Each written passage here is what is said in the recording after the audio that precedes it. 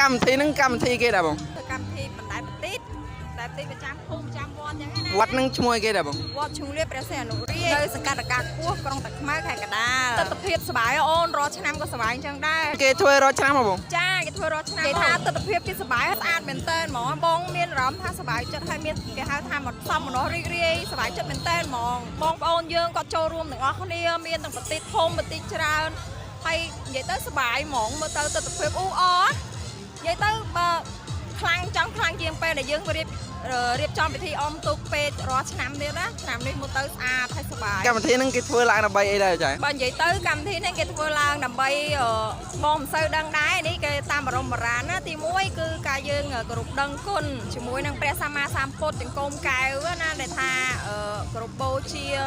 ព្រះអង្គចង្គមកែវព្រះអង្គនៅឋានបដានៅខាងប្រជុំនេះនោះហើយគោលមួយទៀតគឺខាងកងទ័ពជើងទឹករបស់យើងដែលគាត់បានធ្វើកន្លងមកអញ្ចឹងពលីដូចថាច្បាំងមួយគេអញ្ចឹងណាអញ្ចឹងយើងត្រូវការធ្វើសំពៅធ្វើជាប្រតិជ្វាលាហ្នឹង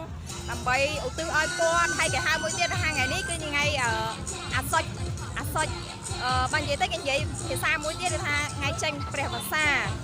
ដែលយើងគោរពធ្វើទាំងអស់គ្នាជាប្រពៃណីរបស់ខ្មែរយើងតាំងពីដើមមកអូនចាប្រពៃណីរបស់ខ្មែរយើងពីដើមមកធ្វើតពីដូនពីតាមកមានសំពៅរបស់យើងមានទូកមាននេះហ្នឹងគេដាក់មានសណ្ដែកមានល្ងមានអង្គមានអំបិលមានអីផ្សេងអញ្ចឹងបងមានអីផ្ដាំទៅបងប្អូនដែលបានទស្សនាវីដេអូនេះអត់ សូមជូនមគ្គផលកសលផលបុណ្យដល់បងប្អូនជនរួមជាតិទាំងអស់ដែលក្នុងថ្ងៃនេះណាបងបានពេញបុណ្យនៅថ្ងៃចេញព្រះវស្សាសូមមកជូនហើយសូមអនុមោទនាទាំងអស់គ្នាណាបងប្អូន បាទហើយបងប្អូនកុំភ្លេចមកលេងផងបាទទីតាំងនៅណាចា៎ ទីតាំងនេះយើងនៅសង្កាត់ភូមិព្រែកថៃសង្កាត់រកាខ្ពស់ក្រុងតាខ្មៅខេត្តកណ្ដាល កម្មវិធីហ្នឹងគឺចប់ថ្ងៃហ្នឹងហើយ ចាចប់ហើយអូន អូអញ្ចឹងមានតែបងប្អូនកុំភ្លេចមកលេងនៅឆ្នាំក្រោយ